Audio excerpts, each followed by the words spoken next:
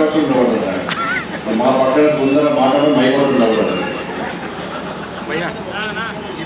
అందరికీ నమస్కారం. Medicover hospital ప్రారంభోత్సవం సందర్భంగా కార్యక్రమానికి ముఖ్య అతిథిగా వచ్చినటువంటి గౌరవనీయులు పెద్దలు కేంద్ర కేబినెట్ మంత్రివర్యులు శ్రీ జి కిషన్ రెడ్డి గారు, తెలంగాణ రాష్ట్ర ప్రభుత్వ కేబినెట్ మంత్రివర్యులు గౌరవనీయులు పెద్దలు మా సోదరులు కొండ ప్రభాకర్ గారు, కంటోన్మెంట్ శాసనసభ్యులు Shri Ganesh garu, Medicover hospital MD and chairman Shri Anil Krishna garu, అదేవిధంగా డైరెక్టర్స్ డాక్టర్ శరత్ రెడ్డి గారు, కృష్ణప్రసాద్ గారు, హరికృష్ణ గారు, సాయి గారు, అదేవిధంగా స్థానిక కార్పొరేటర్స్ దీపి గారు, సుచిత్ర గారు, వచ్చినటువంటి మెడికవర్ సిబ్బంది, పెద్దలకు, మీడియా పెద్దలు కూడా ఉద్యమకు నమస్కారం. చాలా సంతోషం. ఇది నెక్స్ట్ సెకండ్ టైం. గతంలో గచ్చిబౌలిలో కూడా మెడికవర్ ఫ్యామిలీ కార్డ్ ఆ లాంచింగ్ సందర్భంగా నేనే గట్టిగా వెళ్ళి అదొక కార్యక్రమాన్ని ప్రారంభించడం జరిగింది. డాక్టర్ శరత్ గారు ఫస్ట్ నుంచి కూడా మా ఫ్యామిలీ డాక్టర్. దాంతోపాటు మెడికవర్ వల్ల ప్రపంచంలోనే దాదాపు 12 దేశాల్లో 23 వరల్డ్ క్లాస్ హాస్పిటల్స్, అంటే క్యాన్సర్ కానీ, దాంతోపాటు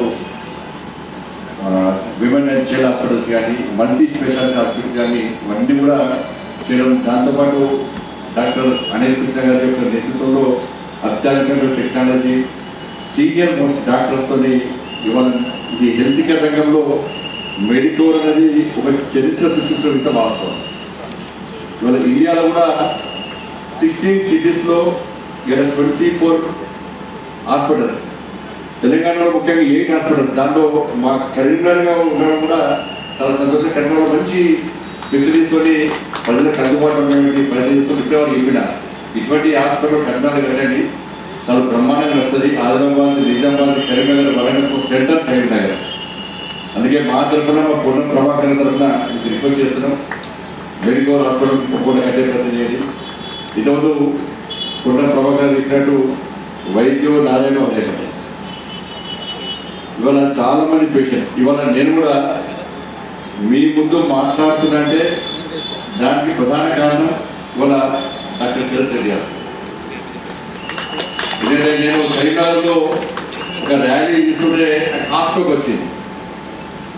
డాక్టర్ గారు వచ్చి మా అమ్మగారిని మా అన్నగారి నుంచి లాభం లేదు, ఇంటి తీసుకోపోయిగా చాలా కష్టం అని చెప్పి టెన్షన్ పడుతున్న సందర్భంలో డాక్టర్ సాహు గారు అక్కడ చాలా మంచి ట్రీట్మెంట్ వచ్చి డాక్టర్ వాళ్ళు టెన్షన్ పడుతున్న సందర్భంలో మా సిస్టర్ డాక్టర్ సౌమ్య వాళ్ళ శరత్ గారికి ఇంటి పక్కనే ఉంటారు కల్వకుర్తిలో. వెంటనే ఫోన్ చేసి శరత్ గారికి ఫోన్ చేసి ఇట్లా మా అన్నయ్య ఇట్లా స్ట్రోక్ వచ్చింది, హాస్పిటల్లో ఉన్నారు, డాక్టర్స్ ఏమో చాలా కష్టపడుతున్నారు, ఒక్కసారి డాక్టర్ గారితో మాట్లాడాలని చెప్పిన తర్వాత వీళ్ళు వీడియో కాల్ చేసి దాదాపు 4 అవర్స్ ఒక మొబైల్ ఛార్జింగ్ కాకపోతే మళ్ళీ మాట్లాడి 4 అవర్స్ వీడియో కాల్ మాట్లాడి డాక్టర్ సాహు గారు, డాక్టర్ శరత్ గారు ఇద్దరు కలిసి నాకు ట్రీట్మెంట్ చేసి నా ప్రాణాలు కాపాడిన వ్యక్తులు. నేను ఆల్రెడీ ట్రీట్మెంట్ చేసుకుంటే నేను ఇవాళ మెడికల్ హాస్పిటల్కి వచ్చేవాడికి ముందు మాట్లాడేవాడిని కాదు. దాంతో నిన్న కూడా ఒక పేషెంట్ లక్ష్మారెడ్డి గారికి ఒక ఫ్యామిలీ ఉంటాడు, అన్ని హాస్పిటల్కి వచ్చి 3 హాస్పిటల్కి వచ్చి నాకు ఫోన్ చేసింది. సార్ చాలా సీరియస్ అయిపోయింది సార్, హార్ట్ చాలా ఇబ్బంది వస్తుంది, ప్రాబ్లం అవుతుంది, చాలా హోప్ తక్కువ తీసుకుపోవడం చెప్తే నేనే డాక్టర్ శరత్ గారికి ఫోన్ చేసినాను. డాక్టర్ సార్ ఇట్లా చాలా ఇబ్బంది ఉందట, పేషెంట్ చాలా దగ్గర అని చెప్పిన తర్వాత వెంటనే కృష్ణప్రసాద్ గారు నిజంగా సర్జరీ చేసి ఆ ప్రాణాలు కాపాడితే నిజంగా వాళ్ళ ఫ్యామిలీ మెంబర్స్ అందరూ ఫోన్ చేసి ఏడ్చులో చాలా, అంటే ఆ ప్రాణాలు కాపాడేది కూడా మెడికల్ హాస్పిటల్. ఇవన్నీ నేను క్లియర్ చేసి చెప్పలేదు, వాస్తవాలు జరిగినప్పుడు వాళ్ళు కూడా గతంలో చెప్పినా ఇక్కడనే చెప్పగలుగుతున్నాయి. కాబట్టి ఇటువంటి ప్రాణాలు కాపాడేటువంటి హాస్పిటల్ వాళ్ళ మెడికల్ హాస్పిటల్ వాళ్ళ ఇన్ని దాదాపు 14,000 మందికి వాళ్ళు మీరు ఎంప్లాయ్మెంట్ కల్పిస్తూ ఉన్నారు. కాబట్టి నా రిక్వెస్ట్ ఒకటే, ఈరోజు సమాజంలో కూడా హాస్పిటల్స్ అంటే పేదలు ఆ వచ్చిన వ్యాధి కంటే బిల్లు చూసి భయపడే పరిస్థితి.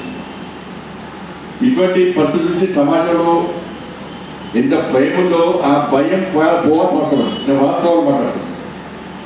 మనం హాస్పిటల్లో అడ్మిట్ అయినప్పుడు ఒక రేటు, అడ్మిట్ డిశ్చార్జ్ అయినప్పుడు ఇంకో రేటు, ఇట్లా ఒక భయానక వాతావరణం ఇలా సమాజం ఉంది. కేంద్ర రాష్ట్ర ప్రభుత్వాలు ఇలా పేదలకు సేవ చేసే ప్రయత్నం చేస్తున్నాయి, అనేక స్కీమ్స్ వస్తున్నాయి. బట్ దాని కాకుండా ఇవాళ ప్రజలకు అరే ఒక పెద్ద హాస్పిటల్ పోతే వ్యాధి నయమైతే ఒక నమ్మకం వాళ్ళది. బట్ మన మీద నమ్మకంతో వచ్చే పేషెంట్స్ విషయంలో మనం జాగ్రత్తగా ఉండాల్సిన అవసరం. ఎందుకంటే కోవిడ్ అప్పుడు చాలా హాస్పిటల్స్లో నేనే పట్టాను, చాలా హాస్పిటల్స్ కూడా వార్నింగ్ ఇచ్చిన, చాలా హాస్పిటల్ హెచ్చరించినప్పుడే లేదు పేద మీద ఆడుకోవాలి తప్ప మీరు డబ్బుల కోసం కక్కుర్తిపడి పేదల ప్రాణాలతో ఆడుకోవద్దని చెప్పి చాలా హాస్పిటల్స్ వార్నింగ్ ఇచ్చినాయి. కాబట్టి ఇవన్నీ చూసిన తర్వాత మనం మెడికల్ హాస్పిటల్లో ఫ్యామిలీ హెల్త్ కార్డ్ ఇవ్వడం వల్ల 15 to 50% డిస్కౌంట్ ఇస్తున్నారు. ఇది చాలా మంది పేద పేషెంట్స్ ఉపయోగపడుతున్నారు. కాబట్టి అన్ని హాస్పిటల్ రిక్వెస్ట్ చేస్తున్నా, మీరు పేదలకు ఒక డిస్కౌంట్ సిస్టమ్ పెట్టండి, అట్లా చెప్పి బిల్లులు వచ్చి డిస్కౌంట్ పెట్టగానే కాబట్టి అందరిని ఆదుకునే ప్రయత్నం చేయండి. వాళ్ళ హాస్పిటల్స్ అంటే ప్రజలకు ఒక విశ్వాసం నమ్మకం సమాజంలో కూడా ఏర్పడాలి. వాళ్ళ ఆస్తులకు కానీ బిల్లు కట్టే పరిస్థితి నుంచి వాళ్ళని కాపాడే ప్రయత్నం చేయాలి. దీనికి భిన్నంగా వాళ్ళ మెడికల్ హాస్పిటల్ తప్పకుండా ఉంటుంది కూడా. ఎందుకంటే కరీంనగర్లో చాలా మంది పేషెంట్ ఇస్తున్నారు, చాలా తక్కువ బిల్తోని ఎక్కువ ట్రీట్మెంట్ ఇచ్చే ప్రయత్నం చేస్తుంది. కాబట్టి ఇవాళ ఇలాంటి మెడికల్ హాస్పిటల్స్లో మనం ప్రోత్సహించాల్సిన అవసరం ఉంది. కాబట్టి ఈ సందర్భంగా మెడికల్ హాస్పిటల్కి యాజమాన్యానికి మరి కష్టపడి పనిచేస్తున్న సిబ్బందికి అందరూ కూడా హృదయపూర్వక ధన్యవాదాలు తెలియజేస్తూ తప్పకుండా మీరు సక్సెస్ కావాలని చెప్పి పేదలకు సేవ చేయడంలో ఇంకా సక్సెస్ కావాలని చెప్పి మనస్ఫూర్తిగా కోరుకుంటూ చదువుకుంటాను. జై భారత్, జై శ్రీరామ్.